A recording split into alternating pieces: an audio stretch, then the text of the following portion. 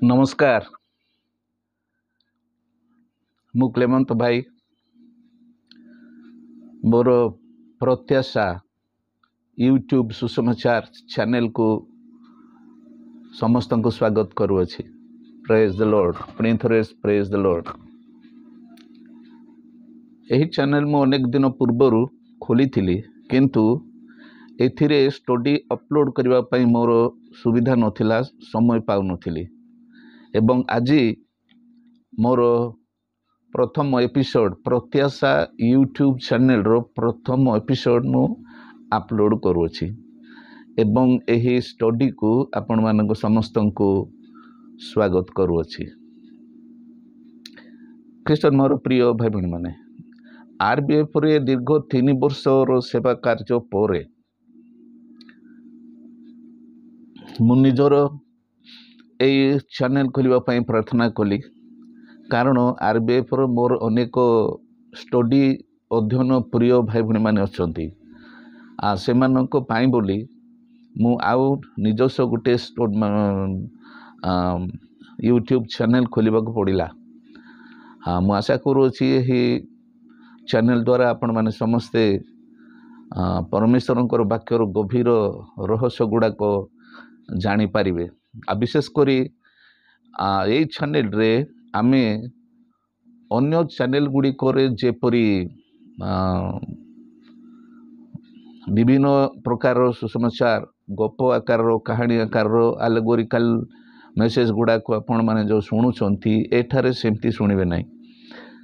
ए episode रे एवं ए channel रे आमे ग्रीक नूतन नियम को आधार करी तहिर गभीर अर्थ शब्दार्थ व्याख्या विश्लेषण इत्यादि गुड़ाक आपण माने शुणी पारिबे। तेणु एही चैनल को आपण माने दया करी देखंतु एवं यहाँ को सब्सक्राइब भी करंतु एवं अन्य मान को शेयर भी करंतु। मु आशा करूछि आजिर अध्ययन द्वारा आपण माने निश्चय आशीर्वाद पाइबे।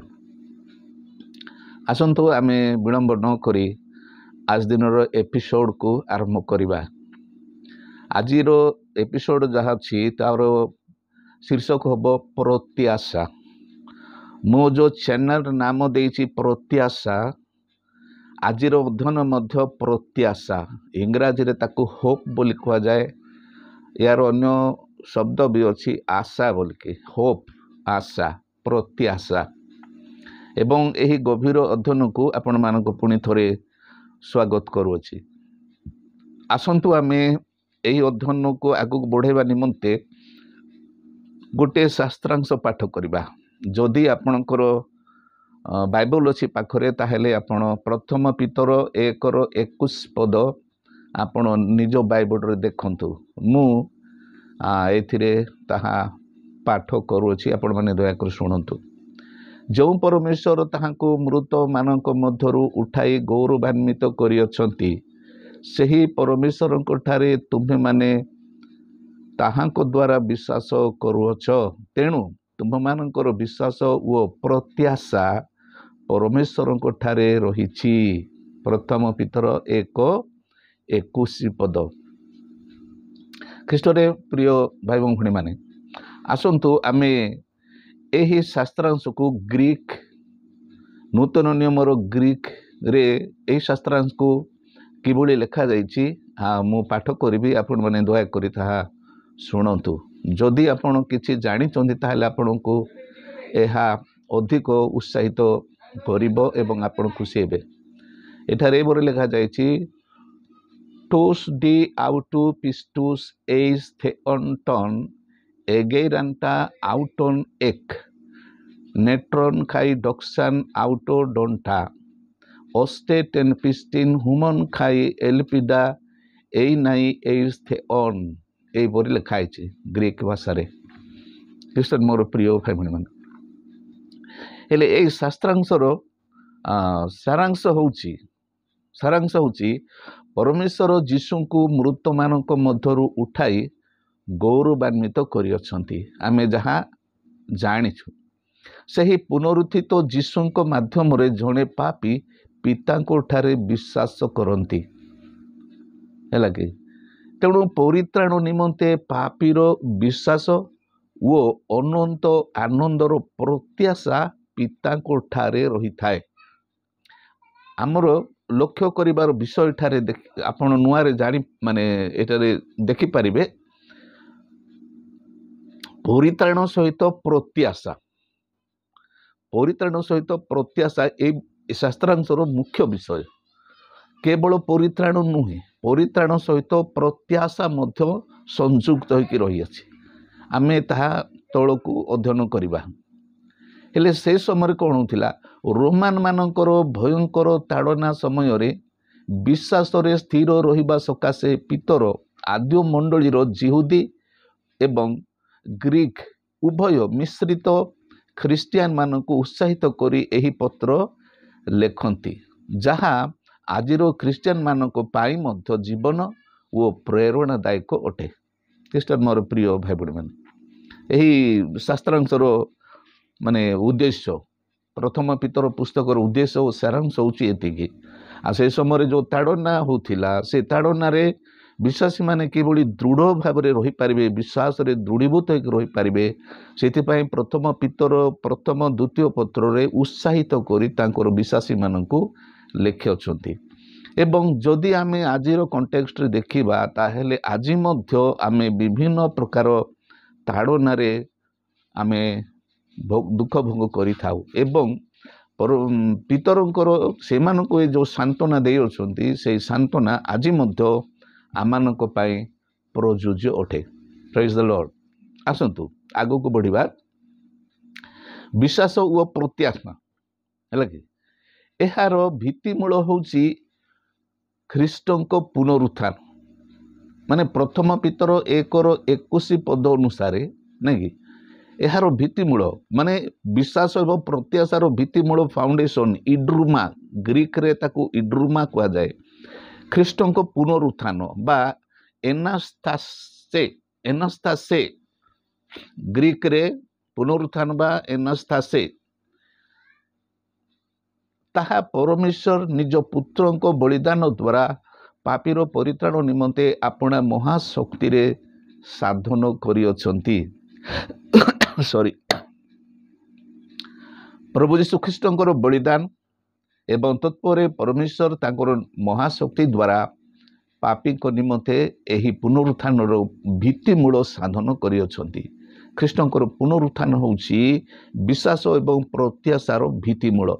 ଯଦି ପୁନରୁତ୍ଥାନ ନଥାନ୍ତା, ତାହେଲେ ଜଣେ ପାପୀର ବିଶ୍ୱାସ ଏବଂ ପ୍ରତ୍ୟାଶା ନଥାନ୍ତା।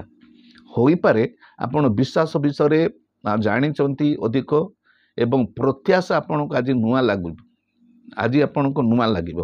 ତେଣୁ ମୁଁ ଅନୁରୋଧ କରିବି ଆପଣ ଧ୍ୟାନର ସହିତ ଏହାକୁ ଶୁଣିବେ। ଆମେ ସେଇ ବିଶ୍ୱାସକୁ ବର୍ତ୍ତମାନ ଆମେ ଦେଖିବା ଏବଂ ପ୍ରତ୍ୟାଶାକୁ, ସେ ପ୍ରତ୍ୟାଶା କିପରି ପରସ୍ପର ପରିପୂରକ ତାହା ଆମେ ଦେଖିବା। ବିଶ୍ୱାସ ଗ୍ରୀକରେ ପିଷ୍ଟିସ୍, ଗ୍ରୀକରେ ତାକୁ ପିଷ୍ଟିସ୍ କୁହାଯାଏ, ଯାହା କାର୍ଯ୍ୟକୁ ବୁଝାଏ। ବିଶ୍ୱାସ ବା ପିଷ୍ଟିସ୍ ଗୋଟିଏ କାର୍ଯ୍ୟକୁ ବୁଝାଏ ଏବଂ ପ୍ରତ୍ୟାଶା ଏଲପିସ୍, ଗ୍ରୀକରେ ଏଲପିସ୍, ଏହା ବା ଇଂରାଜୀରେ ତାକୁ ହୋପ୍ ବୋଲି କୁହାଯାଏ। ଏହା ସୁଦୂର ଆଗୁଆ ଆନନ୍ଦକୁ ଅପେକ୍ଷା କରେ। ହୋପ୍ଟା ବା ଆମେ ଯେଉଁ ପ୍ରତ୍ୟାଶା କହୁଛୁ, ଆଉ ସେଇ ଏଲପିସ୍ଟା ସୁଦୂର ଆଗୁଆ ଆନନ୍ଦକୁ ଅପେକ୍ଷା କରେ। ସେଇଟା ବର୍ତ୍ତମାନ ନଥିବ, ସେଇ ପ୍ରତ୍ୟାଶା ବର୍ତ୍ତମାନ ନଥିବ, କିନ୍ତୁ ଆଗାମୀ ଯୁଗରେ ତାହା ଆମେ ପାଇପାରିବା। ଜଣେ ବିଶ୍ୱାସୀ ତାହା ପାଇପାରିବ। ତାକୁ କୁହାଯାଉଛି ଏଲପିସ୍ ବା ପ୍ରତ୍ୟାଶା। ଖ୍ରୀଷ୍ଟରେ ମୋର ପ୍ରିୟ ଭାଇ ଭଉଣୀମାନେ, ବିଶ୍ୱାସ ଅନନ୍ତ ଜୀବନ ସହିତ ଏବଂ ପ୍ରତ୍ୟାଶା ଅନନ୍ତ ଆନନ୍ଦ ସହିତ ଜଡ଼ିତ ଅଟେ। ବିଶ୍ୱାସ ପରିତ୍ରାଣ ସହିତ ଏବଂ ଅନନ୍ତ ଜୀବନ ସହିତ ଏବଂ ପ୍ରତ୍ୟାଶା ଅନନ୍ତ ଆନନ୍ଦ ସହିତ ଜଡ଼ିତ ଅଟେ। ବିଶ୍ୱାସ ଓ ପ୍ରତ୍ୟାଶା ପରସ୍ପର ପରିପୂରକ ଅଟନ୍ତି। କାର୍ଯ୍ୟ ବିନା ଯେପରି ବିଶ୍ୱାସ ମୃତ, ପ୍ରତ୍ୟାଶା ବିନା ବିଶ୍ୱାସ ଶକ୍ତିହୀନ ଅଟେ। ଦେଖନ୍ତୁ, ଏଠାରେ ଧ୍ୟାନ ଦିଅନ୍ତୁ, ଏକା ମନ ଦେଇକି ଶୁଣନ୍ତୁ। ବିଶ୍ୱାସ ଦ୍ୱାରା विश्वास और प्रत्याशा परस्पर परिपूरक ये नहले से हेनी कारण प्रथम पितर 1:21 पदरे यही कथाटा को दिखाई पितर यही कथा को प्रकाश कर विश्वास सहित प्रत्याशा जदि मु विश्वास करी मो पाखे प्रत्याशा रहा आवश्यक आशा रहा आवश्यक जो आशा कि ख्रीष्ट जीशु को आगमन समय मु अनंत काल प्राप्त हेबी ख्रीष्ट मोर प्रिय भाई भाई मैंने यह आगुआ आनंद को बुझाए विश्वास कार्य को बुझाए प्रत्याशा सुदूर सुदूर भविष्यतर आनंद को बुझाए विश्वास अनंत जीवन सहित एवं प्रत्याशा अनंत आनंद सहित जड़ित अटे ये दुईटा परिपूरक भाव में चलिबो विश्वास और प्रत्याशा परस्पर परिपूरक अटंती कार्य बिना जेपरी विश्वास मृत प्रत्याशा बिना विश्वास मध्य शक्तिहीन अटे आम ए विषय भल भाव में जाचु जाकब पुस्तक में स्पष्ट भाव में लिखा जाइए विश्वास कार्य बिना मृत नहीं कि प्रत्याशा मध्य माने प्रत्याशा बिना विश्वास शक्तिहीन देखो किमती माने प्रथम पितर 1:21 पदर किमती प्रकाश करा जाइए कार्य बिना विश्वास मृत प्रत्याशा बिना विश्वास शक्तिहीन तेणु माने विश्वास एवं प्रत्याशा ए दुईटा को परस्पर परिपूरक भाव में पितर आम को जनाती ख्रीष्टन मोर प्रिय भाई भाई माने प्रत्याशा या कौन प्रत्याशा जगत रे विश्वासी को ख्रीष्टंक निमंते प्राण देवाकू सुधा अनवरत प्रेरणा उत्साह और शक्ति प्रदान करे प्रत्याशा जगत रे विश्वासी को ख्रीष्टंक निमंते प्राण देवाकू सुधा अनवरत प्रेरणा उत्साह और शक्ति प्रदान करे है कि से होची प्रत्याशा जदि आमनकर प्रत्याशा नहीं ताहेले आमे ख्रीष्टंक निमंते किछि समय मध्य साक्षी हो पारिबा नहीं आम पाखे गोटे प्रत्याशा रही जो प्रत्याशा निमंते आमे विश्वास को दृढ़ भाव में धरी था एपरिकी कष्ट दुख ताड़ना को मध्य आमे सहयोग करि थाउ एवं आमको सही प्रत्याशा प्रेरणा दे थाए उत्साहित करि थाए जेपरी बहुमूल्य पुनरुत्थानर गौरव प्राप्त हेबार पितृदत्त प्रत्याशा क्रूसरे झुलिबाकू जीशु को अपूर्व प्रेरणा देथिला ख्रीष्ट जीशुंकर क्रूस मृत्यु को आपण जदि लक्ष्य करिवे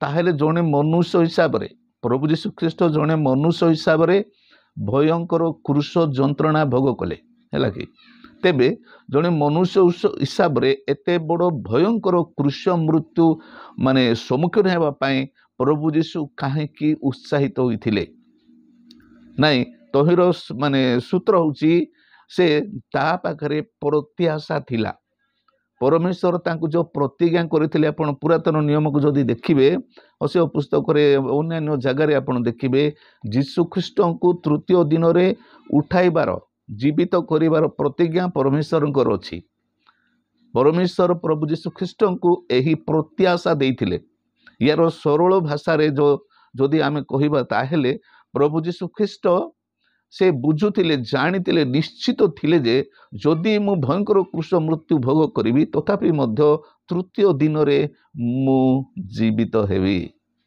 जहाँ पृथ्वी इतिहास को चमकाइब प्रभु यीशु ख्रीष्ट एही प्रत्याशा रे निश्चित थिबारु से क्रूस मृत्यु को हसी हसी स्वागत करथिले ख्रीष्टन मोर प्रिय भाई भाई माने आमे जदि जगत रे जदि देखिबा ताहेले बहुमूल्य पुरस्कार प्राप्त हेबार प्रत्याशा रे जेपरी प्रतियोगी माने प्रतियोगिता रे प्राणपण करंती देखो आ गोटे स्टेटमेंट देखुछु आमे जे आमे जगत रे जेतेबेले प्रतियोगिता देखुछु माने खेल कूदर प्रतियोगिता आमे देखुछु आ जेतेबेले माने बड़ पुरस्कार रखा जाइथिबो सेतेबेले प्रतियोगी माने से प्रतियोगिता रे विजय हेबा पई प्राणपण करिथांती सेमानंको कोन उत्साहित करे से प्रत्याशा नाइ जितिले मु एई बडी माने महा पुरस्कार मु पाइबे एते बड़ ट्रॉफी पाइबी आपण जदि ओलंपिक कथा जदि आपण देखिबे पुरातन ओलंपिक रो गोटे से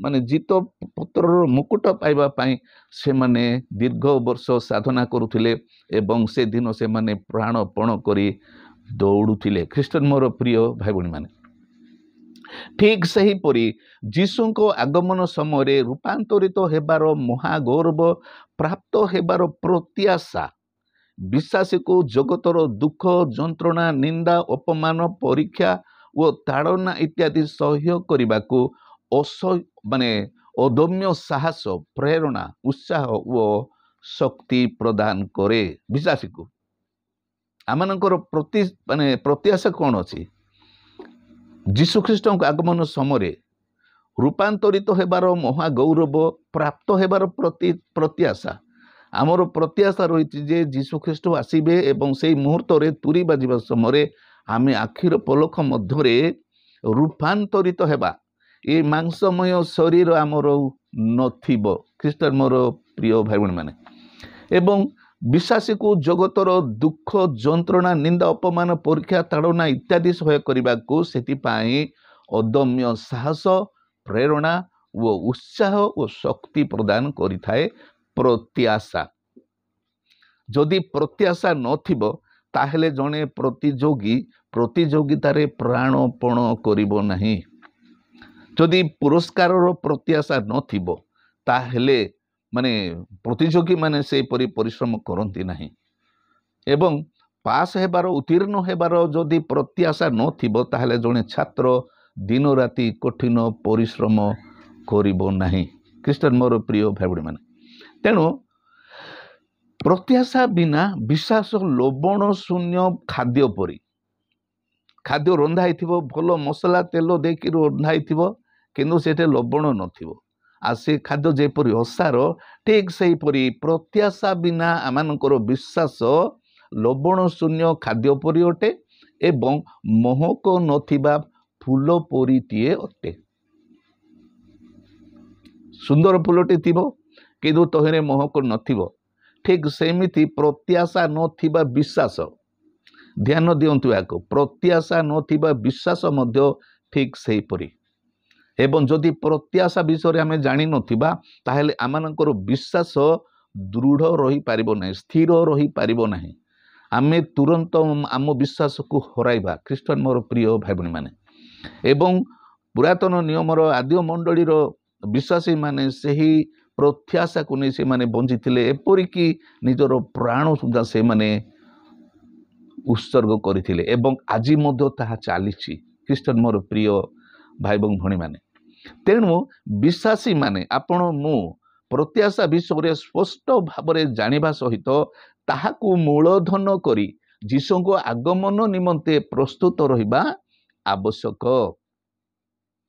अनेक समय विश्वास परित्राण पवित्रतांकर दान इत्यादि इत्यादि विषय आमे बहुत गुरुत्व देकी आमे शिक्षा करिथाउ प्रचार करिथाउ शिक्षा देइथाउ शुणुथाउ इत्यादि इत्यादि किंतु प्रत्याशा विषय आमनकर एते आग्रह न थाए आमे याकु अणदेखा करिथाउ।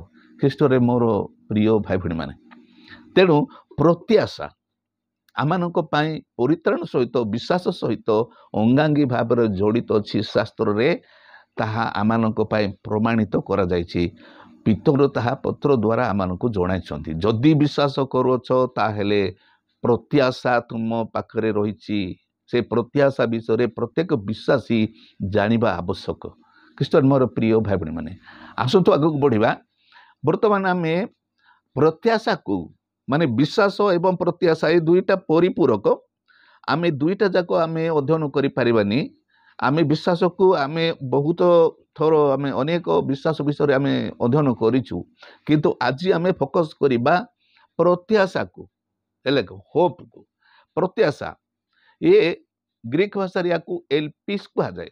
एल्पिस माने आगुआ आनंद प्रत्याशा माने एल्पिस आगुआ आनंद यार रूट होची रूट शब्द होची एल्प आनंद यार रूट होची एल्प एल्प रु एल्पिस हेज बा आगुआ आनंद से आनंद बहु दूर रे थिबो हमर हाथ पांता बाहर थिबो किंतु आमे से आनंद पाइबु बोली आजी आनंदित हेबा ये होची एल्पिस बा प्रत्याशा। ଖ୍ରୀଷ୍ଟନ ମୋର ପ୍ରିୟ ଭାଇ ଭଉଣୀମାନେ, ଯେପରିକି ବିଦେଶରେ ଥିବା ପିତା, ଜଣେ ପିତା ବାପା କଣ ବିଦେଶରେ ଅଛନ୍ତି, ବହୁ ଦିନ ପରେ ସେ ଘରକୁ ଆସୁଥିବାର ଖବର ପରିବାର ମଧ୍ୟରେ ଯେତେବେଳେ ପହଞ୍ଚିବ, ସେ ପହଞ୍ଚିବା ପୂର୍ବରୁ ପରିବାରରେ ଆନନ୍ଦ ଉଲ୍ଲାସ ଚାଲିବ। ବାବା ଆଉଛନ୍ତି, ମୋ ସ୍ୱାମୀ ଆଉଛନ୍ତି ବୋଲି ସେମାନେ ଆନନ୍ଦରେ ନାଚି ଉଠିବେ। ଠିକ୍ ସେହିପରି ଖ୍ରୀଷ୍ଟନ ମୋର ପ୍ରିୟ ଭାଇ ଭଉଣୀମାନେ, ଆମେ ଖ୍ରୀଷ୍ଟ ଯୀଶୁ କେବେ ଆସିବେ କେବେ ଆମେ ଜାଣିନାହୁଁ, କିନ୍ତୁ ସେ ଆସିବେ ଏବଂ ଆମେ ତାଙ୍କ ସହିତ ଏକତ୍ର ମାନେ ବାସ କରିବା,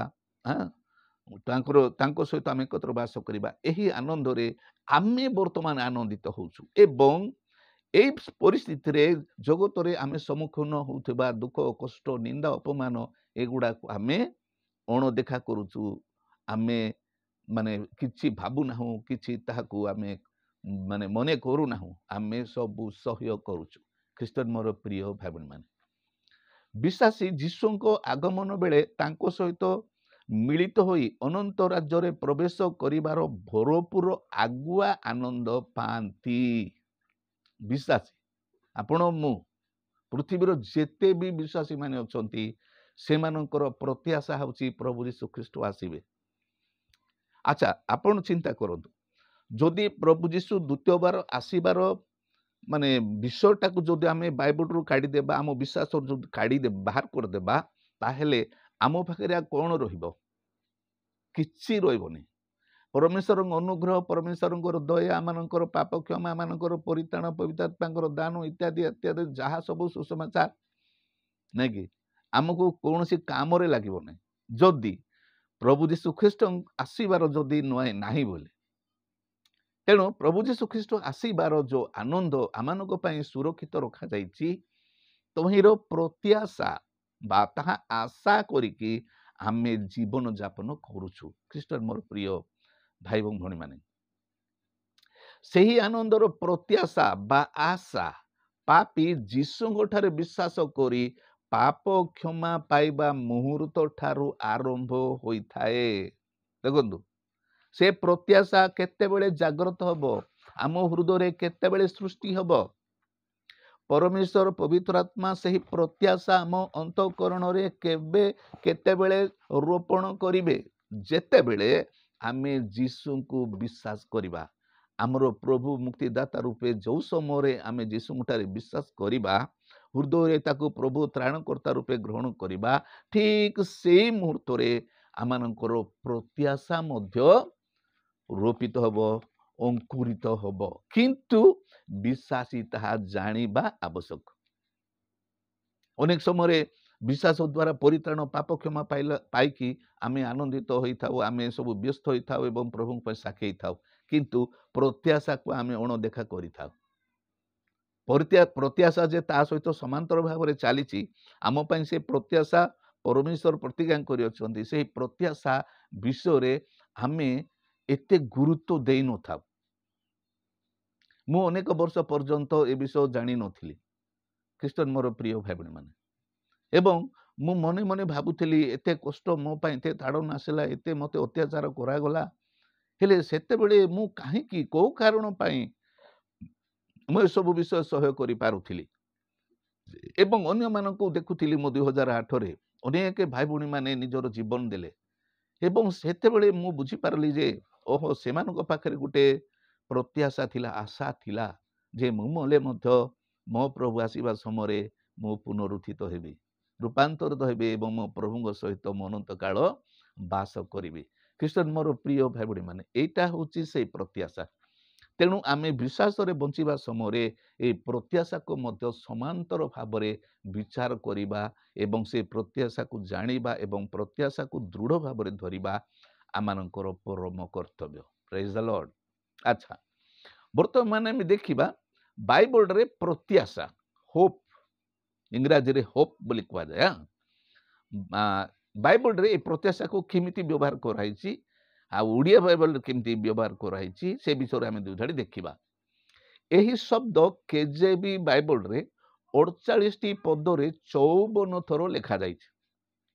ପ୍ରତ୍ୟାଶା ଶବ୍ଦ ବା ହୋପ୍ କେଜେବି ବାଇବଲରେ 48ଟି ପଦରେ 54 ଥର ଲେଖାଯାଇଛି। ଆଚ୍ଛା, आसतु आमे देखिबा आम ओडिया बाइबल रे। ओडिया बाइबल रे गोटे मात्र स्थान रे प्रत्याशा बोली लिखाई। मात्र इंग्रजी बाइबल रे होप जो शब्दटा होप जो अच्छी शब्द आरंभ शेष पर्यंत 48 पद रे 54 थर लिखाई होप है। किंतु उड़िया रे कौन होइछि तीनटा शब्द व्यवहार कराई उड़िया बाइबल रे। गोटे शब्द होछि प्रत्याशा।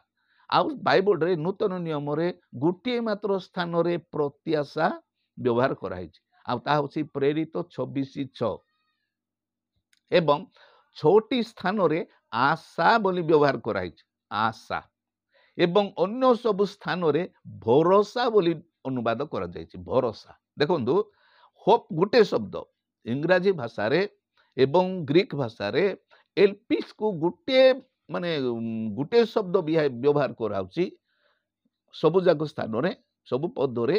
किंतु उड़िया बाइबल रे जदि आपण देखिबे ताहेले एठारे तीनटा शब्द व्यवहार कराइछि गोटे होउछि प्रत्याशा आ गोटे होउछि आशा आ गोटे होउछि भरोसा। हेले एटा ठीक ना भूल नाकि हेले बाइबल अनुवाद करबा समय गोटे विषय को लक्ष्य माने सावधानतार सहित करा जाए जे कंसिस्टेंसी बा समता। गोटे शब्द बाइबल आरंभ शेष पर्यंत से शब्द गोटे शब्द रहिबो। धरि नियंतु बाघ बोली गोटे आम माने अनुवाद करबा बाघ दुरंत बाघ बोली बाघ बोले नूतन नियम रे पुरातन नियम रे टाइगर जाको इंग्रजी रे कहा जाउची ताकू पूरा आरंभ शेष पर्यंत सब स्थान रे बाघ बोली शब्द रहिबा आवश्यक। किंतु अनेक समय उड़िया रे कोन हेची गोटे जगह रे को जगह रे बाघ बोली कराउची आ को जगह रे शार्दूल बोली को जगह रे आ कोन आ गोटे भिन्न शब्द व्यवहार कराइथि हेले या को एमिति हेबा कथा नुह ताकू माने कंसिस्टेंसी रहिबा दरकार माने शब्द गुडा को सबु जगह रे समान रहिबा दरकार। तेबे हमर उड़िया बाइबल रे गोटे जगह रे मात्र आपण पाई परिबे प्रेरित 24:6 रे प्रत्याशा बोली आ एटा डिक्शनरी मीनिंग एटा होची करेक्ट मीनिंग डिक्शनरी मीनिंग आशा तार आ गोटे प्रति शब्द अछि आशा। किंतु भरोसा जोटा कराइछि सेटा सठिक अनुवाद नुहे कारण ए तीनटा शब्दर समान नाही। जदि से माने जेतेबेले अनुवाद कले ए विषय से माने दृष्टि दे पारले नाही सेटा ओवरलुक हो गला जो द्वारा कि से माने भिन्न भिन्न स्थान रे सेई एका होप को तीनटा भिन्न भिन्न शब्द रे से माने प्रकाश करि अछन। किंतु आमे समस्त बुझिबा होप एल्पिस सब जगह रे प्रत्याशा सॉरी भरोसा अतीतर सफलता उपरे वर्तमान निर्भरशीलता को बुझाए। देखो भरोसा बोले कौन पास्ट माने अतीत रे किछि गोटे सफलता आइथिबो एक सक्सेसफुल आइथिबो ता उपरे हम निर्भर करके वर्तमान आमे जो काम करिबा बा विश्वास करिबा बा चलिबा सेटा होछि भरोसा हैला कि अनेक समय आमे भलो जिनिस मार्केट रे किनि थाउ एवं ताहा भलो परफॉर्मेंस देई थाए किंतु केते दिन गला परे आमे कहि थाउ नाय आ ए जिनिस उपरे ए डिवाइस उपरे हमर भरोसा नाही ये आ ठीक काम करू नाही भरोसा पाऊ नाही एमती कहि थाउ भरोसा होची ताहा। किंतु आशा कोन बा प्रत्याशा ये अतीत सहित संपर्क यार नाही अतीत सहित नाही कि इहो जीवन रे मध्य नाही एही जीवन काल रे मध्य एही प्रत्याशार काम नाही एटा पूरा पूरी प्रभु जीशु ख्रीष्ट को आसीबा समय ठारू आरंभ हो सेई आशाटा प्रत्याशाटा। देखंतु तेणु आपण माने जेतोले बाइबल पढ़िबे ए भरोसा जगह रे प्रत्याशा बोली पढ़ंतु नतु बा आशा बोली पढ़ंतु आपण सठिक भाव रे ताहार अर्थ बुझी पारिबे।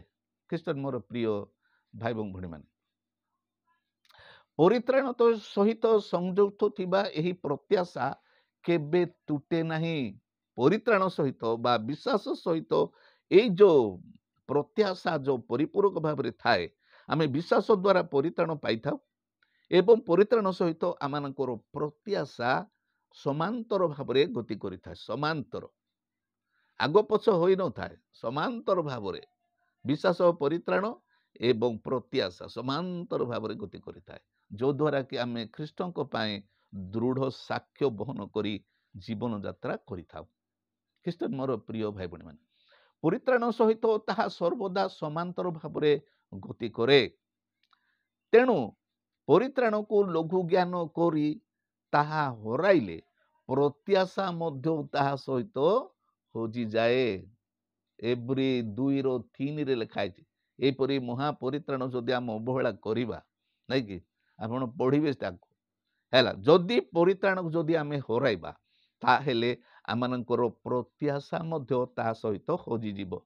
ଆମମାନେ ଆଉ ଆଶା ଶୂନ୍ୟ ହେବା, ଆମେ ଆଉ ଖ୍ରୀଷ୍ଟଙ୍କ ନିମନ୍ତେ ବଞ୍ଚି ପାରିବା ନାହିଁ। ଖ୍ରୀଷ୍ଟରେ ମୋର ପ୍ରିୟ ଭାଇ ଭଉଣୀମାନେ, ତେଣୁ ଆପଣ ଯେତେବେଳେ ବିଶ୍ୱାସକୁ ଲକ୍ଷ୍ୟକୁ ଦୃଢ଼ ଭାବରେ ଧରିଛନ୍ତି, ବିଶ୍ୱାସଯୁକ୍ତ କାର୍ଯ୍ୟ କରୁଛନ୍ତି, ପରିତ୍ରାଣର ଆନନ୍ଦ ପାଉଛନ୍ତି, ତାହା ସହିତ ଆଗାମୀ ପ୍ରତ୍ୟାଶାକୁ ମଧ୍ୟ ଆପଣ ସାଙ୍ଗରେ ହିଁ ଧରିକି ଯାତ୍ରା କରନ୍ତୁ। ବିଶ୍ୱାସ ସହିତ ପ୍ରତ୍ୟାଶାକୁ ଧରିକି ଚାଲନ୍ତୁ, ଇଏ ସମାନ୍ତର ଭାବରେ ଗତି କରିବ। ଖ୍ରୀଷ୍ଟରେ ମୋର ପ୍ରିୟ ଭାଇ ଭଉଣୀମାନେ, ଆପଣ ଜାଣନ୍ତି କି ବିଶ୍ୱାସୀର କି ପ୍ରତ୍ୟାଶା ଥାଏ? ନାଇଁ, ଆପଣ ଜାଣନ୍ତି ଜଣେ ବିଶ୍ୱାସୀର ବା ଆପଣଙ୍କର କି ପ୍ରତ୍ୟାଶା ଥାଏ? ଆପଣ ଜଣେ ବିଶ୍ୱାସୀ, ଆପଣ ଜଣେ ଖ୍ରୀଷ୍ଟିଆନ, ଯୀଶୁଙ୍କୁ ବିଶ୍ୱାସ କରିଛନ୍ତି, ତେବେ ଆପଣ କହିପାରିବେ ଆପଣଙ୍କର କି ପ୍ରତ୍ୟାଶା ରହିଛି? ନା, ମୋଟେ ନାହିଁ।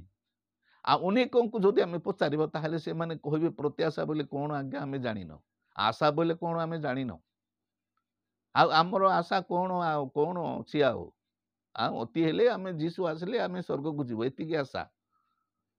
ଖ୍ରୀଷ୍ଟରେ ମୋର ପ୍ରିୟ ଭାଇ ଭଉଣୀମାନେ, ତେଣୁ ଏହା ଜାଗତିକ ବିଷୟର ନୁହେଁ, କିନ୍ତୁ ଆଗାମୀ ଯୁଗର ଅନନ୍ତକାଳୀନ ପ୍ରତ୍ୟାଶା ଅଟେ। ଏହି ପ୍ରତ୍ୟାଶା ଆମମାନଙ୍କର ଜୀବନ କାଳ ମଧ୍ୟରେ ଏହା ଆମର ପ୍ରତ୍ୟାଶା ନଥାଏ। ଏହି ପ୍ରତ୍ୟାଶା ପରିପୂର୍ଣ୍ଣ ହେବ ନାହିଁ। ଏହି ପ୍ରତ୍ୟାଶା ଆରମ୍ଭ ହେବ କୋଉଠୁ? ନାଇଁ, ପ୍ରଭୁ ଯୀଶୁ ଖ୍ରୀଷ୍ଟଙ୍କ ଆଗମନରୁ। ଯେତେବେଳେ ତୁରି ବାଜିବ, ସେତେବେଳେ ଆମେ ଯେଉଁ ଆଖିର ପଲକ ମଧ୍ୟରେ ରୂପାନ୍ତରିତ ହେବା, ସେଠୁ ଷ୍ଟାର୍ଟ ହବ ଇଏ। ଖ୍ରୀଷ୍ଟର ମୋର ପ୍ରିୟ ଭାଇ ଭଉଣୀମାନେ, ତେବେ ସେହି ଆନନ୍ଦ ବର୍ତ୍ତମାନ ଆମେ ଅନୁଭବ କରୁଛୁ। ଏହାକୁ ଏକା କୁହାଯାଉଛି ଏଲପିସ୍ ବା ପ୍ରତ୍ୟାଶା ବା ହୋପ୍। ଇଏ ଭରସା ନୁହେଁ, ଭରସା ଇଏ ନୁହେଁ। ଭରସା ଅତୀତ ସହିତ ସମ୍ପର୍କ, କିନ୍ତୁ ଏହି ଆଶା ବା ପ୍ରତ୍ୟାଶା ଇଏ ଟୋଟାଲି ପୁରା ଯୀଶୁଙ୍କ ଆଗମନ ସମୟ ପରକୁ ସେଟା ବୁଝାଉଛି। ହେଲେ ଆମେ କିଛି ଦେଖିବା, ଜଣେ ବିଶ୍ୱାସୀର କି ପ୍ରତ୍ୟାଶା ଥାଏ, ନାଇଁ କି? ଆପଣ ଜାଣିବା ଉଚିତ, ମୁଁ ବି ଜାଣିବା ଉଚିତ, ଏବଂ ମୁଁ ବିଶ୍ୱାସ କରୁଛି ଆପଣ ଏହାକୁ ଅନ୍ୟମାନଙ୍କୁ ମଧ୍ୟ ଜଣାଇ ଦିଅନ୍ତୁ। ତେବେ ଏହା ବୁଝିବା କଷ୍ଟକର ନୁହଁ, ସବୁ କିଛି ବାଇବଲରେ ରହିଛି, ଖାଲି ଆମେ ସଜାଡ଼ିକି ତାହାକୁ ବୁଝିବା ଆବଶ୍ୟକ। ଆଚ୍ଛା, ପ୍ରଥମେ ଦେଖିବା, ଏକ ହେଉଛି ଖ୍ରୀଷ୍ଟଙ୍କ ଆଗମନର ପ୍ରତ୍ୟାଶା। ଏହା ପରମେଶ୍ୱରଙ୍କର ପ୍ରତିଜ୍ଞା। ଜିକରିୟ 14:4 ଆପଣ ତାହାକୁ ପାଇପାରିବେ, ହେଲା କି? ଯୀଶୁଙ୍କ ଦ୍ୱିତୀୟ ଆଗମନ ପୃଥିବୀ ଇତିହାସର ଏକମାତ୍ର ଚମକପ୍ରଦ ଘଟଣା ହେବ, ନାଇଁ କି? ଯୀଶୁଖ୍ରୀଷ୍ଟ ଯୋଉ ଆଗମନ କରିବେ ଏବଂ ସମଗ୍ର ପୃଥିବୀର ଲୋକ ତାଙ୍କୁ ଦେଖିବେ, ତାହା ପୃଥିବୀ ଇତିହାସର ଏକମାତ୍ର ଘଟଣା, ଏବଂ ତାହା ଚମକପ୍ରଦ ହେବ, ମାନେ ଆଲୋଡ଼ନ ସୃଷ୍ଟି କରିବ ପୃଥିବୀ ଇତିହାସରେ। ଖ୍ରୀଷ୍ଟର ମୋର ପ୍ରିୟ ଭାଇ ଭଉଣୀମାନେ, ଶିଷ୍ୟମାନେ ଏବଂ ଅନ୍ୟ ଆଦ୍ୟ ମଣ୍ଡଳୀର କିଛି ବିଶ୍ୱାସୀ ମାନବ ଦେହଧାରୀ ଯୀଶୁଙ୍କୁ ଆଖିରେ ଦେଖିଥିଲେ। ଏଇ ଶରୀରର ଆଖିରେ, ମାଂସମୟ ଆଖିରେ ସେମାନେ ଦେଖିଥିଲେ, ଶିଷ୍ୟମାନେ ଦେଖିଥିଲେ, ଏବଂ ସେହି ସମୟର ଆଦ୍ୟ ମଣ୍ଡଳୀର କିଛି ଲୋକମାନେ ପ୍ରଭୁ ଯୀଶୁ ଖ୍ରୀଷ୍ଟଙ୍କୁ, ସେ ମାଂସ ରୂପୀ ପ୍ରଭୁ ଯୀଶୁ ଖ୍ରୀଷ୍ଟଙ୍କୁ ସେମାନେ ଦେଖିଥିଲେ। ଖ୍ରୀଷ୍ଟ ମୋର ପ୍ରିୟ ବନ୍ଧୁମାନେ, ତତ୍ପରେ ଆଜି ପର୍ଯ୍ୟନ୍ତ ପୃଥିବୀର ପ୍ରାୟ 8 ବିଲିୟନ ଲୋକମାନେ, 8 ବିଲିୟନ ମାନେ 800 କୋଟି ଖ୍ରୀଷ୍ଟିଆନ ମାନେ ପ୍ରଭୁଙ୍କୁ ଆଖିରେ ନ ଦେଖି ନିଜର ତ୍ରାଣକର୍ତ୍ତା ପ୍ରଭୁ ଓ ପ୍ରାଣ ପ୍ରିୟ ବର ରୂପେ ବିଶ୍ୱାସ କରିଅଛନ୍ତି। ଖ୍ରୀଷ୍ଟର ମୋର ପ୍ରିୟ ଭାଇ ଭଉଣୀମାନେ, ବଡ଼ ଚମତ୍କାରୀ। ଆଦ୍ୟ ମଣ୍ଡଳୀର କିଛି ଲୋକମାନେ ପ୍ରଭୁ ଯୀଶୁ ଖ୍ରୀଷ୍ଟଙ୍କୁ ଦେଖିଥିଲେ ଆଖିରେ, ନାଇକି, ଶିଷ୍ୟମାନେ ଇତ୍ୟାଦି। କିନ୍ତୁ ତାପରେ ପରେ ଆଜି ଯଦି ଆମେ ଦେଖିବା ପୃଥିବୀର ଖ୍ରୀଷ୍ଟିଆନ ଜନସଂଖ୍ୟା, ତାହେଲେ ଆଉ ଏତେ ଲୋକମାନେ କ'ଣ କରିଛନ୍ତି, ଯୀଶୁଙ୍କୁ କେବେ ଆଖିରେ ଦେଖି ନାହାନ୍ତି। ମୁଁ ଦେଖି ନାହିଁ, ଆପଣ ବି ଦେଖି ନାହାନ୍ତି। ଆମେ ନ ଦେଖିକି ପ୍ରଭୁ ଯୀଶୁ ଖ୍ରୀଷ୍ଟଙ୍କୁ ନିଜର ତ୍ରାଣକର୍ତ୍ତା ପ୍ରଭୁ ଓ ପ୍ରାଣ ପ୍ରିୟ ବର ରୂପେ ଆମ୍ଭେମାନେ ବିଶ୍ୱାସ କରିଅଛୁ ଏବଂ ଏତେ ପ୍ରଗାଢ଼ ଭାବରେ ତାଙ୍କଠାରେ ବିଶ୍ୱାସ କରିଛୁ ଯେ ଏପରିକି ଯେତେବେଳେ ପ୍ରାଣ ଜୀବନ ମରଣ ସମସ୍ୟା ଆସିବ, ଚ୍ୟାଲେଞ୍ଜ ଆସିବ, ଆହ୍ୱାନ ଆସିବ, ସେହି ସମୟରେ ଆମ୍ଭେମାନେ ତାଙ୍କ ପାଇଁ ହସି ହସି ପ୍ରାଣ ବି ଦେଇଥାଉ ନ ଦେଖି। ହେଲା, ତେବେ ନିଜର ପ୍ରାଣ ପ୍ରିୟ ପ୍ରଭୁଙ୍କୁ ଥରେ ନିଜ ଆଖିରେ ଦେଖିବାକୁ ସମସ୍ତେ ଆତୁର ହୋଇ ରହିଥାନ୍ତି। ପ୍ରତ୍ୟେକ ବିଶ୍ୱାସୀର ଏ ହେଉଛି ପ୍ରତ୍ୟାଶା। ଖ୍ରୀଷ୍ଟରେ ମୋର ପ୍ରିୟ ଭାଇମାନେ, ଏ ସମୟ ଆସିବ, ମୋ ପ୍ରଭୁ ଆସିବେ ଏବଂ ମୁଁ ତାଙ୍କ ସହିତ ରୂପାନ୍ତରିତ ହୋଇକି ଉର୍ଦ୍ଧ୍ୱକୁ ଚାଲିଯିବି, ତାଙ୍କ ସହିତ ଅନନ୍ତ କାଳ ବାସ କରିବି। ଖ୍ରୀଷ୍ଟରେ ମୋର ପ୍ରିୟ ଭାଇ ଭଉଣୀମାନେ, ସେହି ସମୟରେ ବିଶ୍ୱାସୀ କ'ଣ କରିବ? ପ୍ରଭୁ ଯୀଶୁ ଖ୍ରୀଷ୍ଟଙ୍କୁ ଦେଖିବ। ଏହି ପ୍ରତ୍ୟାଶା ତାର କ'ଣ ହବ? ଯୀଶୁଙ୍କ ଆଗମନ ସମୟରେ ତାଙ୍କୁ ଦେଖିବାର ଜଣେ ବିଶ୍ୱାସୀର ପ୍ରତ୍ୟାଶା ପରିପୂର୍ଣ୍ଣ ହେବ। ପ୍ରଥମ ଜହନ 3:2 ଆପଣ ପାଠ କଲେ ଜାଣିପାରିବେ। ଖ୍ରୀଷ୍ଟରେ ମୋର ପ୍ରିୟ ଭାଇ ଭଉଣୀମାନେ, ଦେଖନ୍ତୁ, ଏଇଟା ହେଉଛି ମାନେ ଖ୍ରୀଷ୍ଟଙ୍କ ଆଗମନର ପ୍ରତ୍ୟାଶା। ଖ୍ରୀଷ୍ଟଙ୍କ ଆଗମନ ସମୟରେ ଯେତେବେଳେ ଯୀଶୁ ଆସିବେ, ଜଗତ ପାଇଁ ତ ମାନେ ଦୁଃଖଦାୟକ ହବ, ବିଶ୍ୱାସୀ ମାନଙ୍କ ପାଇଁ ତାହା ଆନନ୍ଦଦାୟକ ହବ। ଖ୍ରୀଷ୍ଟରେ ମୋର ପ୍ରିୟ ଭାଇ ଭଉଣୀମାନେ, ସେଇ ବିଷୟ ଆମେ ଏଠାରେ ଅଧ୍ୟୟନ କରୁନୁ, ଅନ୍ୟ ସ୍ଥାନ ମାନଙ୍କରେ ଆମେ ଅଧ୍ୟୟନ କରୁଛୁ। ଯୀଶୁ ଖ୍ରୀଷ୍ଟଙ୍କ ସମୟ ଯେତେବେଳେ ଆସିବେ, ସେ ସମୟରେ ପୃଥିବୀରେ କିପରି ତାଡ଼ନା ମହାତାଡ଼ନା ଚାଲିଥିବ ଏବଂ ପ୍ରଭୁ ଯୀଶୁ ଖ୍ରୀଷ୍ଟ ଆସିକି ସେ ସବୁ କେମିତି ବିନାଶ କରିବେ, ସେ ଦୁଃଖଦ ଦୃଶ୍ୟ ବର୍ତ୍ତମାନ ଆମେ ଅଧ୍ୟୟନ କରୁନା। କିନ୍ତୁ ବିଶ୍ୱାସୀ ମାନଙ୍କ ପାଇଁ ତାହା ଆନନ୍ଦଦାୟକ ହବ। ବିଶ୍ୱାସୀ ମାନେ ଆନନ୍ଦିତ ହେବେ, ଉଲ୍ଲସିତ ହେବେ ଏବଂ ସେହି ଆଶା ସେଇଦିନ, ସେହି ପ୍ରତ୍ୟାଶା ସେଦିନ ପରିପୂର୍ଣ୍ଣ ହେବ। ତାହା ପ୍ରଥମ ଜହନ 3:2 ଜହନ ପ୍ରକାଶ କରିଅଛନ୍ତି। ଆଚ୍ଛା, 2 କ'ଣ ଦେଖିବା? ଶରୀର ରୂପାନ୍ତରିତ ହେବାର ପ୍ରତ୍ୟାଶା। ଦେଖନ୍ତୁ, ଶରୀର ରୂପାନ୍ତରିତ ହେବାର ପ୍ରତ୍ୟାଶା।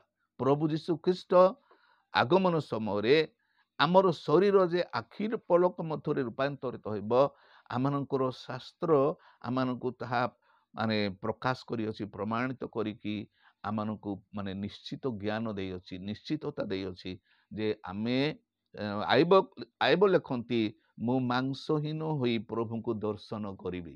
ମାଂସ ବିହୀନ ହୋଇ, ଆମର ଏ ଶରୀର ନଥିବ, ରକ୍ତ ମାଂସ ଅସ୍ଥି ନଥିବ, କିନ୍ତୁ ଆମେ ଅଶରୀରୀ ହେଇକି ତାହାଙ୍କୁ ଦର୍ଶନ କରିବା। ଖ୍ରୀଷ୍ଟରେ ମୋର ପ୍ରିୟ ଭାଇ ଭଉଣୀମାନେ, ବଡ଼ ଆଶ୍ଚର୍ଯ୍ୟ ବିଷୟ। ପ୍ରଥମ କରିନ୍ଥ 15:52-53 ଆପଣ ପାଇବେ ଏବଂ ଦ୍ୱିତୀୟ ଥେସଲୋନିକି 4:17 ମଧ୍ୟ ଆପଣ ତାହା ପାଇପାରିବେ। ଆମମାନଙ୍କୁ ପରମେଶ୍ୱର ପ୍ରଭୁ କ'ଣ କରିଛନ୍ତି? ସେ ପ୍ରତିଜ୍ଞା ଦେଇଅଛନ୍ତି ଯେ ଏହି ଶରୀର ଆମମାନଙ୍କ ପାଇଁ ସବୁଦିନ ଏହିପରି କଷ୍ଟ, ଦୁଃଖ, ତାଡ଼ନା ସହ୍ୟ କରୁନଥିବ, କଟୁ କଥା ସହ୍ୟ କରୁନଥିବ। ଏପରି ସମୟ ଆସିବ, ଆମେ ରୂପାନ୍ତରିତ ହେବା, ଟ୍ରାନ୍ସଫର୍ମ ହେଇଯିବା। ଆଉ ତାପରେ ଆମମାନଙ୍କର ଆଉ ଶରୀରରେ କୌଣସି ଯନ୍ତ୍ରଣା ନଥିବ, ଦୁଃଖ ନଥିବ କିମ୍ବା ଜରା କିଛି ନଥିବ। ଆମର କେବଳ ଆନନ୍ଦ ହିଁ ଆନନ୍ଦ। କିନ୍ତୁ ଅପରପଟେ ଜଗତର ଲୋକମାନେ ରୋଦନ କରିବେ, କ୍ରନ୍ଦନ କରିବେ, ଦନ୍ତର ଖିଡ଼ିମିଡ଼ି କରିବେ। ଖ୍ରୀଷ୍ଟ ଯୀଶୁଙ୍କର ଆଗମନରେ ଏହିପରି ଭାବରେ 2 ପ୍ରକାର ଘଟଣା ଘଟିବ।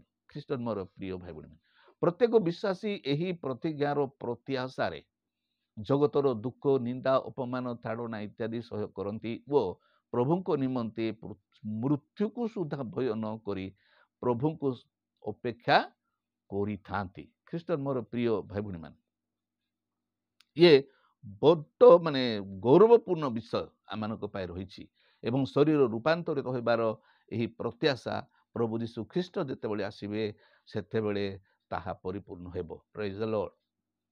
ତେଣୁ ଆମେ ଆସନ୍ତୁ ଆଉ ଗୋଟେ ତୃତୀୟରେ କ'ଣ ଆମେ ଦେଖିବା, କି ଆଶା ଆମମାନଙ୍କର ହୋଇଛି। ତୃତୀୟରେ, ମଧ୍ୟ ଆକାଶରେ 7 ବର୍ଷର ମହାଭୋଜର ପ୍ରତ୍ୟାଶା। 7 ବର୍ଷର ମଧ୍ୟ ଆକାଶରେ 7 ବର୍ଷର ମହାଭୋଜର ପ୍ରତ୍ୟାଶା। ଆପଣ ବାଇବଲରେ ମଧ୍ୟ ଅନେକ ସ୍ଥାନରେ ଆପଣ ପାଇପାରିବେ ଏହି ପ୍ରତିଜ୍ଞା। ଯେତେବେଳେ ପ୍ରଭୁ ଯୀଶୁ ଆସିବେ ମଧ୍ୟ ଆକାଶକୁ।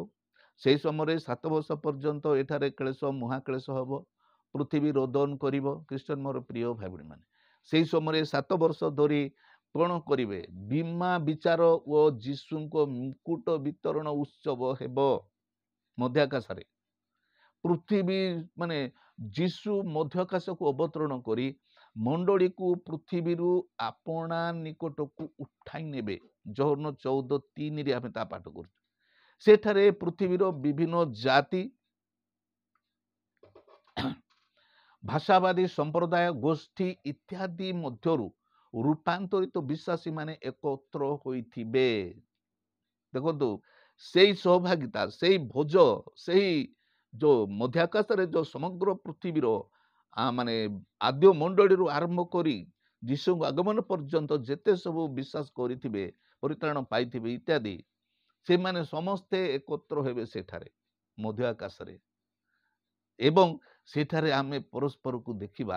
ଅବଶ୍ୟ ଏଟାକୁ ବିଶ୍ୱାସରେ କହି ହେଉଛି, ଆମେ ତ କେହି ଯାଇନାହିଁ ନା, ସେ ଅନୁଭବ ଆମର ହେଇନାହିଁ ପର୍ଯ୍ୟନ୍ତ, ପ୍ରଭୁ ଆସିନାହାନ୍ତି ପର୍ଯ୍ୟନ୍ତ। ଏବଂ ସେଠାରେ ପୃଥିବୀର ବିଭିନ୍ନ ଜାତି, ଭାଷାବାଦୀ ସମ୍ପ୍ରଦାୟ, ଗୋଷ୍ଠୀ ଇତ୍ୟାଦି ମଧ୍ୟରୁ ରୂପାନ୍ତରିତ ବିଶ୍ୱାସୀ ମାନେ ଏକତ୍ର ହୋଇଥିବେ, ନାଇଁ କି? ପୃଥିବୀରେ ଯେଉଁ ସମୟରେ 7 ବର୍ଷ ଧରି ଖ୍ରୀଷ୍ଟାରୀର କ୍ଲେଶ ମହାକ୍ଲେଶ ଚାଲିଥିବ, ସେତେବେଳେ ମଧ୍ୟ ଆକାଶରେ ଖ୍ରୀଷ୍ଟଙ୍କ ସହିତ ବିଶ୍ୱାସୀ ମାନଙ୍କର ମହା ସହଭାଗିତା ହେବ। ଭୋଜ ବୋଲେ ଏଇଭଳି ରନ୍ଧାବଢ଼ା ଭୋଜ ନୁହଁ, ନାଇଁ କି? ସେ ସହଭାଗିତା ଅଲୌକିକ ଗୌରବମୟ ସହଭାଗିତା। ଆମେ ଜୀବିତ ଖ୍ରୀଷ୍ଟଙ୍କୁ ଆମେ ଦେଖିବା, ଗୌରବମୟ ଖ୍ରୀଷ୍ଟଙ୍କୁ ଦେଖିବା, ଏବଂ ଆମର ମଧ୍ୟ ପ୍ରଭୁ ମଧ୍ୟ ଆମମାନଙ୍କୁ ସେହିପରି ରୂପାନ୍ତରିତ ବିଶ୍ୱାସୀ ମାନଙ୍କୁ ସେ ଦେଖିବେ। ଏବଂ ସେ ଏବଂ ଆମେ ଏଇ ଯୋଉ ଉଭୟ ସେମାନଙ୍କର ଯୋଉ ମିଳିତ ସହଭାଗିତା, ସେଟାକୁ ଭୋଜ ବୋଲି କୁହାଯାଉଛି, ମହାଭୋଜ ବୋଲି, ମଧ୍ୟ ଆକାଶର ମହାଭୋଜ। ସେଠାରେ କ'ଣ ହେବ? ନାଇଁ, ସେଠାରେ ପ୍ରଭୁ ବିଶ୍ୱାସୀ ମାନଙ୍କୁ ବୀମା ବିଚାର କରିବେ। ବୀମା ବିଚାର, ଗ୍ରୀକରେ ତାକୁ ବୀମା କୁହାଯାଏ। ବୀମା ଅର୍ଥ ହେଉଛି କାହାକୁ କି ପ୍ରକାର ମୁକୁଟ ଦିଆଯିବ ତାହା ବିଚାର କରି ପୁରସ୍କାର ରୂପେ ଉପଯୁକ୍ତ ମୁକୁଟ ସେ ବିଶ୍ୱାସୀ ମାନଙ୍କୁ ପିନ୍ଧାଇବେ। 2 ତିମୋଥୀ 4:8 ପାଉଲ ତିମୋଥୀକୁ ଏନକରେଜ କରୁଛନ୍ତି ଏବଂ ଆମକୁ ମଧ୍ୟ ଉତ୍ସାହିତ କରୁଛନ୍ତି, ହେଲା କି? ହେଲେ ସେ ସୌଭାଗ୍ୟତା ମଧ୍ୟରେ 7 ବର୍ଷ ମଧ୍ୟରେ ପ୍ରଭୁ କ'ଣ କରିବେ? ନାଇଁ, ଯୋଉ ବିଶ୍ୱାସୀ ମାନଙ୍କୁ ଯୋଉ ପ୍ରକାର ମାନେ ମୁକୁଟ ଦେବା କଥା, ସେଇ ମୁକୁଟ ସେମାନଙ୍କୁ ସେ ପିନ୍ଧାଇବେ। ଏବେ ଦେଖନ୍ତୁ, ରୂପାନ୍ତରିତ ମାନେ ଖ୍ରୀଷ୍ଟଙ୍କୁ ବସ୍ତ୍ର ରୂପେ ଏବଂ ବିଭିନ୍ନ ମୁକୁଟ ପରିଧାନ କରିଥିବା ରୂପାନ୍ତରିତ ବିଶ୍ୱାସୀ ମାନେ ସେଠାରେ ଦିବ୍ୟ ଦୂତ ମାନଙ୍କ ପରି ଶୋଭା ପାଇବେ। ପ୍ରେଜ୍ ଦ ଲର୍ଡ। ଦିବ୍ୟ ଦୂତ ମାନଙ୍କ ମାନେ ଆପଣ କଳ୍ପନା କରନ୍ତୁ ସେଇ ଦୃଶ୍ୟ କେମିତି ହବ।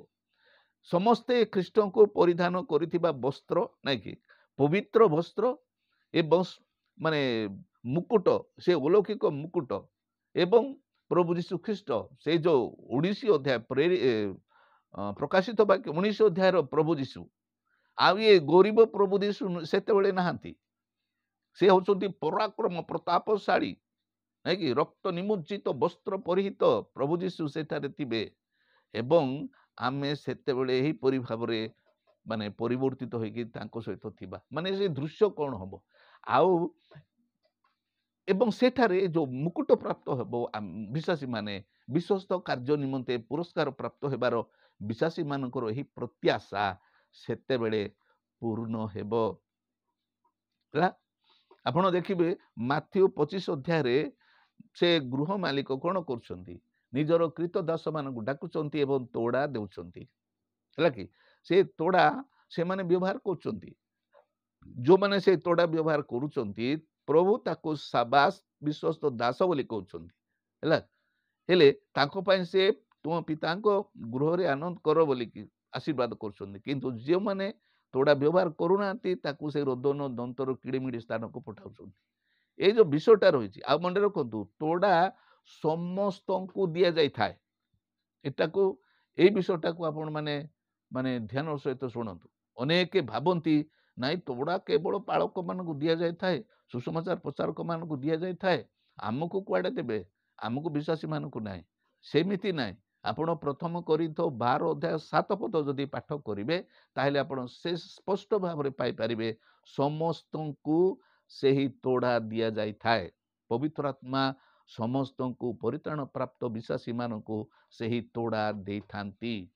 କାହାକୁ ଅଧିକ କାହାକୁ କମ୍ ଦେଇଥାନ୍ତି, କିନ୍ତୁ ସମସ୍ତଙ୍କ ପାଖରେ ତୋଡ଼ା ଥାଏ। ତେଣୁ ଆମେ ତୋଡ଼ା ବିଷୟରେ ଅତୀତରେ ଆରବିଏଫ୍ ତରଫରୁ ଆମେ ଯେତେବେଳେ ଆରବିଏଫ୍ରେ ଯେତେବେଳେ ମୁଁ 3 ବର୍ଷ ଧରି ମୁଁ ସେବା କାର୍ଯ୍ୟ କରୁଥିଲି, ଷ୍ଟଡି ମାନେ ସେବା କରୁଥିଲି, ସେ ସମୟରେ ତୋଡ଼ା ବିଷୟରେ ଆମେ ଆଲୋଚନା କରିଥିଲୁ, ଅଧ୍ୟୟନ କରୁଥିଲୁ। ଆପଣ ଯଦି ଚାହିଁବେ ତାହେଲେ ଆରବିଏଫ୍ ଚ୍ୟାନେଲରେ ମଧ୍ୟ ଆପଣ ତୋଡ଼ା ବିଷୟରେ ଆପଣ ଅଧିକ ଶିକ୍ଷା କରିପାରିବେ। ଖ୍ରୀଷ୍ଟିଆନ ମୋର ପ୍ରିୟ ଭାଇ ଭଉଣୀମାନେ, ଏବଂ ତୋଡ଼ା ଯେଉଁମାନେ ବିଶ୍ୱସ୍ତ ଭାବରେ ବ୍ୟବହାର କରିଥିବେ ନା, ସେମାନଙ୍କୁ 5 ପ୍ରକାର ଯେଉଁ ମୁକୁଟ ଗୁଡ଼ାକ ରହିଛି, ସେ 5 ପ୍ରକାର ମୁକୁଟ ମଧ୍ୟରୁ କେଉଁ ବିଶ୍ୱାସୀ କେଉଁ ମୁକୁଟ ପାଇବେ ତାକୁ ଧରିକି ପ୍ରଭୁ ଯୀଶୁ କ'ଣ କରିବେ, ସେଇ ବିମା ବିଚାରରେ ସେମାନଙ୍କୁ ସେ ମୁକୁଟ ପିନ୍ଧାଇବେ। ଖ୍ରୀଷ୍ଟଙ୍କୁ ପରିଧାନ କରିଥିବା ସେ ଶୁକ୍ଳ ବସ୍ତ୍ର, ଏଣେ ଏଇ ଗୌରବମୟ ମୁକୁଟ କେମିତି ଦେଖାଯାଉଥିବା ଆମେ, ନାଇଁ କି ଖ୍ରୀଷ୍ଟନ ମୋର ପ୍ରିୟ ଭାଇ ଭଉଣୀମାନେ, ଏବଂ ତାହା ସେଇଦିନ ସେଇ ପ୍ରତ୍ୟାଶା ପରିପୂର୍ଣ୍ଣ ହବ। ଦେଖନ୍ତୁ ପ୍ରତ୍ୟାଶା କୋଉଠିକି ପାଇଁ କରାହେଉଛି? ପ୍ରତ୍ୟାଶା ପ୍ରଭୁ ଯୀଶୁ ଖ୍ରୀଷ୍ଟଙ୍କ ଆଗମନ ପରକୁ, ଏବେ ନାହିଁ। ଏବେ ଆମେ ଯୋଉ ଆଶା କରିବା ସେଟା ଆଶା ନୁହେଁ, ସେଟା ତ ଆମେ ପାଇବା, ଆଶା ନୁହେଁ ସେଟା, କିନ୍ତୁ ସେଇଟା ହଉଛି ଆଶା। ଖ୍ରୀଷ୍ଟଙ୍କ ଆଗମନ ପରେ ଯୋଉ ଆନନ୍ଦ ଆମ ପାଇଁ ସୁରକ୍ଷିତ ରଖାଯାଇଛି ସେଟା ହଉଛି ପ୍ରତ୍ୟାଶା। ଆଚ୍ଛା, 4ରେ ଆମେ ଦେଖିବା ନୂତନ ଆକାଶ ଏବଂ ନୂତନ ପୃଥିବୀର ପ୍ରତ୍ୟାଶା। ଆମେ ବାଇବଲରେ ପ୍ରତିଜ୍ଞା ଆମେ ମାନେ ପ୍ରଭୁ କରିଛନ୍ତି ଆମେ କେଉଁ ସ୍ଥାନରେ ରହିବା ଇତ୍ୟାଦି, ନାଇଁ କି? ହେଲେ ନୂତନ ଆକାଶ ଏବଂ ନୂତନ ପୃଥିବୀର ମାନେ ପ୍ରତ୍ୟାଶା କ'ଣ? ମାନେ ପ୍ରକାଶିତ ବାକ୍ୟ 21:1 ତାହା ମାନେ ପାଇପାରିବା। ଏହି ପ୍ରସଙ୍ଗ ମୁଁ ମାନେ ଅନ୍ୟତ୍ର 3ଟି ଏପିସୋଡରେ ତୁମ୍ଭର ରାଜ୍ୟ ଆସୁ ଭାଗ 1, ଭାଗ 2, ଭାଗ 3ରେ ବିସ୍ତୃତ ଭାବରେ ଆଲୋଚନା କରିଛି। ଯଦି ଆପଣ ଆରବିଏଫ୍ ଚ୍ୟାନେଲ ଯଦି ଦେଖିବେ ତାହେଲେ ତୁମ୍ଭର ରାଜ୍ୟ ଆସୁ ଆପଣ ସେଇ ଏପିସୋଡ ଗୁଡାକ ଦେଖନ୍ତୁ। ସେଇ ଏପିସୋଡରେ ମୁଁ ବିସ୍ତୃତ ଭାବରେ ବର୍ଣ୍ଣନା କରିଛି ଆଉ କିଭଳି ନୂତନ ଆକାଶ ନୂତନ ପୃଥିବୀ ହେବ ଏବଂ ସମୁଦ୍ର କିପରି ନଥିବ ସେ ବିଷୟରେ ମାନେ ବିସ୍ତୃତ ଭାବରେ ଆଲୋଚନା କରାଯାଇଛି। ଆପଣ ତାହା ଦେଖନ୍ତୁ। ଆପଣ ତାହା ଦେଖିଲା ପରେ ଜାଣିପାରିବେ ଯେ ପ୍ରକୃତରେ ଆମେ ଯେଉଁ ନୂତନ ପୃଥିବୀ ନୂତନ ଆକାଶ ମଣ୍ଡଳ ଆଶା କରୁଛୁ କାହା ପାଇଁ, ନାଇଁ କି? ସେ ଆଶା ଅଛି ଆମେ ଏଇ ମାଟି ପାଣି ପବନ ପୃଥିବୀରେ ରହିବାନି, ବିଶ୍ୱାସୀ ରହିବ ନାହିଁ। ତା ପାଇଁ ନୂତନ ପୃଥିବୀ ନୂତନ ଆକାଶ ସୃଷ୍ଟି ହେବ, ପରମେଶ୍ୱର ତାହା କରିବେ। କେମିତି କରିବେ ସେ 3ଟା ଏପିସୋଡ ଆପଣ ଦେଖିବେ। ସେତେବେଳେ ପାପ ଭରା ପୁରାତନ ପୃଥିବୀ ଆକାଶ ମଣ୍ଡଳ ସମୁଦ୍ର ନଥିବ। ଆଜିର ଯୋଉ ପ୍ରଦୂଷିତ ଯୋଉ ପୃଥିବୀ ରହିଛି, ପବନ ଜଳ ପରିବେଶ ଯୋଉ ପ୍ରଦୂଷିତ ହେଇଛି ତାହା ସେତେବେଳେ ନଥିବ। ଯେଉଁମାନେ ଖ୍ରୀଷ୍ଟିଆନ ଏବଂ ତାଙ୍କର ତାଡ଼ନା ଓ ମହା ତାଡ଼ନା ସହ୍ୟ କରନ୍ତି, ଶେଷ ପର୍ଯ୍ୟନ୍ତ ଧୈର୍ଯ୍ୟ ଧରି ରହନ୍ତି, ସେମାନେ ପରମେଶ୍ୱରଙ୍କ ଠାରୁ ମୁକ୍ତି ପ୍ରାପ୍ତ ହୋଇ ନୂତନ ପୃଥିବୀରେ ସଦାକାଳ ପାଇଁ ପରମେଶ୍ୱରଙ୍କ ସହିତ ବାସ କରିବେ। ଖ୍ରୀଷ୍ଟନ ମୋର ପ୍ରିୟ ଭାଇ ଭଉଣୀମାନେ, ସେଠାରେ କ୍ରନ୍ଦନ କି ଶୋକ କି ମୃତ୍ୟୁ ନଥିବ। ସେତେବେଳେ ସେମାନଙ୍କର ସେହି ପ୍ରତ୍ୟାଶା ପରିପୂର୍ଣ୍ଣ ହେବ।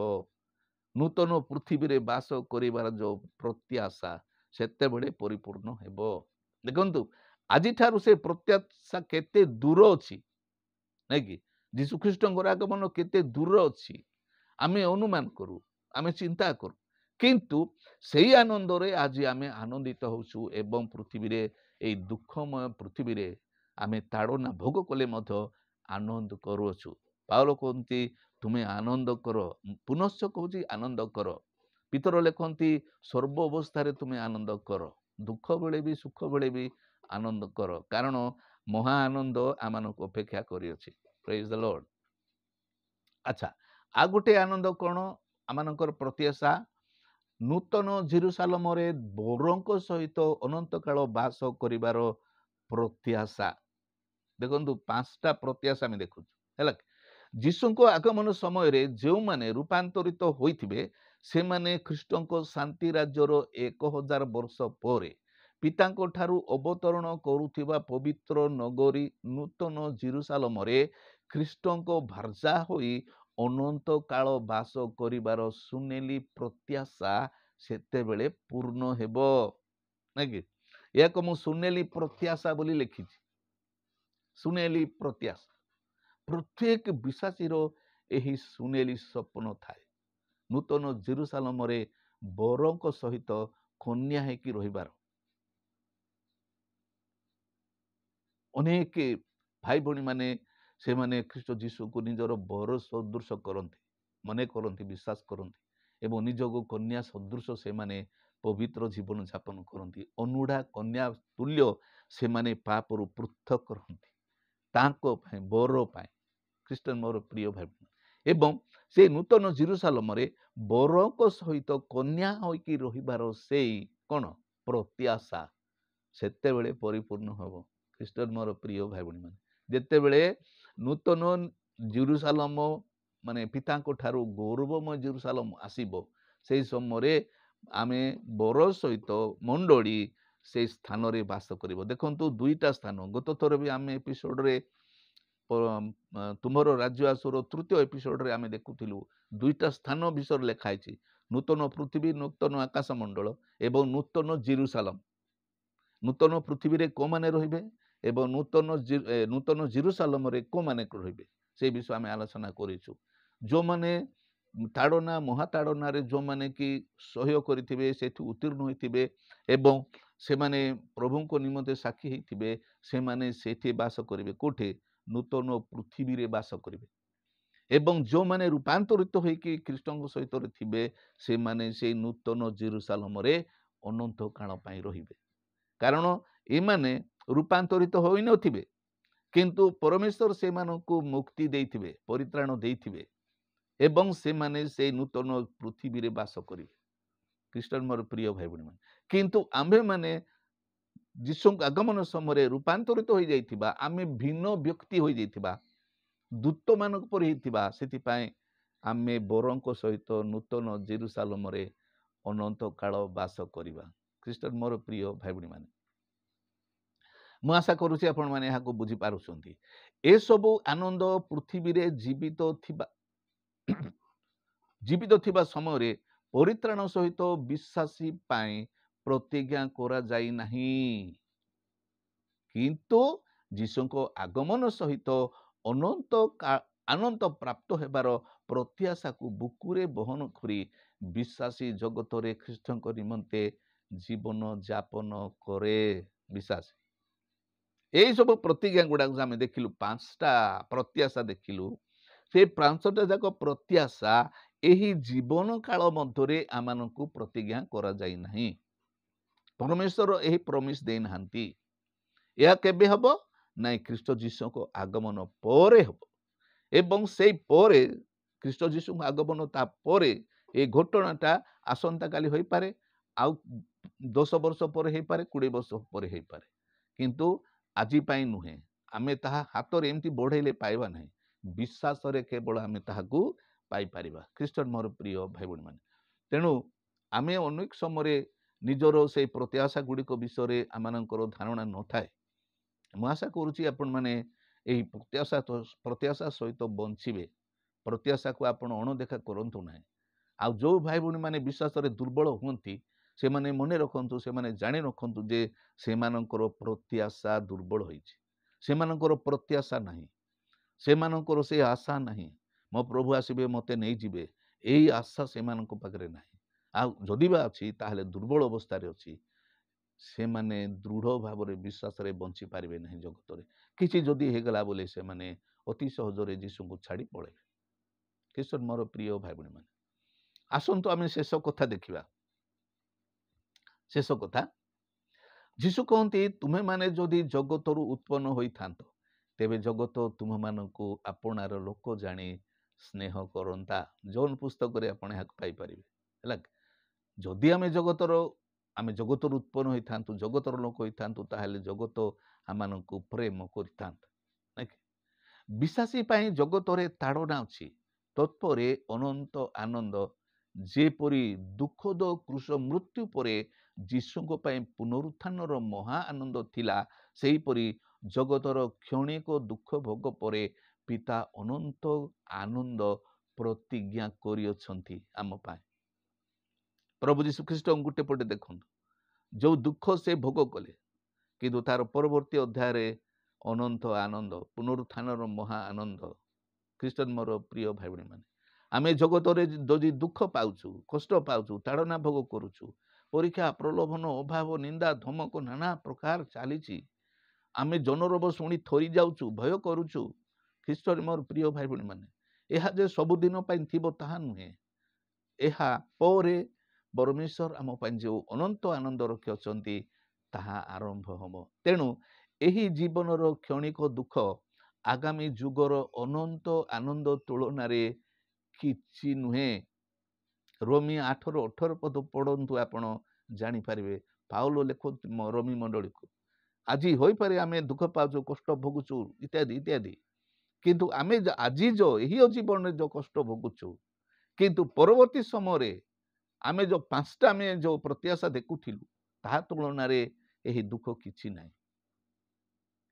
ଖ୍ରୀଷ୍ଟ ମୋର ପ୍ରିୟ ଭାଇ ଭଉଣୀମାନେ, ପାଉଲ ଓ ପିତର କହନ୍ତି, ଆନନ୍ଦ କର, ସର୍ବ ଅବସ୍ଥାରେ ଆନନ୍ଦ କର ଏବଂ ଅତି ଶୀଘ୍ର ଆସୁଥିବା ସେହି ମହା ଆନନ୍ଦକୁ ଅପେକ୍ଷା କର। ଖ୍ରୀଷ୍ଟ ମୋର ପ୍ରିୟ ଭାଇ ଭଉଣୀମାନେ, ଇଏ ହେଉଛି ଆମମାନଙ୍କର ପ୍ରତ୍ୟାଶା। ଏହି ପ୍ରତ୍ୟାଶା ହେଉଛି ଆମର ମୂଳଧନ। ଏହି ପ୍ରତ୍ୟାଶା ହେଉଛି ଆମମାନଙ୍କର ଶକ୍ତି। ଖ୍ରୀଷ୍ଟ ମୋର ପ୍ରିୟ ଭାଇ ଭଉଣୀମାନେ, ଏହି ଶକ୍ତି ଯଦି ଆମ ମାନେ ହୃଦୟରେ ଯଦି ଅଛି, ତାହେଲେ ଆମେ ଖ୍ରୀଷ୍ଟଙ୍କ ନିମନ୍ତେ ସବୁ ପ୍ରକାର କଷ୍ଟସାଧ୍ୟ କାର୍ଯ୍ୟ ମଧ୍ୟ ଆମେ କରିବାକୁ ପଛାଇବା ନାହିଁ। ତାହା ଆମମାନଙ୍କୁ ପ୍ରେରଣା ଦେଉଥିବ, ଉତ୍ସାହ ଦେଉଥିବ ଏବଂ ଶକ୍ତି ମଧ୍ୟ ପ୍ରଦାନ କରୁଥିବ। ଖ୍ରୀଷ୍ଟ ମୋର ପ୍ରିୟ ଭାଇ ଭଉଣୀମାନେ, ମୁଁ ଆଶା କରୁଛି ଆପଣମାନେ ଏହି ପ୍ରତ୍ୟାଶା ଏପିସୋଡରୁ ନିଶ୍ଚିତ ଆଶୀର୍ବାଦ ପାଇଅଛନ୍ତି, ବୁଝିଛନ୍ତି। ତେବେ ଶେଷ କରିବା ପୂର୍ବରୁ ମୁଁ ଆପଣମାନଙ୍କୁ ନିବେଦନ କରିବି, ଏଟା ଥିଲା ମୋର ପ୍ରତ୍ୟାଶା ଚ୍ୟାନେଲର ପ୍ରଥମ ଏପିସୋଡ। ତେଣୁ ଆପଣମାନେ ଏହାକୁ ଲାଇକ୍ କରନ୍ତୁ, ନିଜର ବନ୍ଧୁମାନଙ୍କ ସହିତ, ସାଥୀ ସଂଗାତ ବିଶ୍ୱାସୀମାନଙ୍କ ସହିତ ଏହାକୁ ସେୟାର କରନ୍ତୁ, ଆଉ ସବସ୍କ୍ରାଇବ୍ କରିବା ପାଇଁ ଆଦୌ ଭୁଲନ୍ତୁ ନାହିଁ।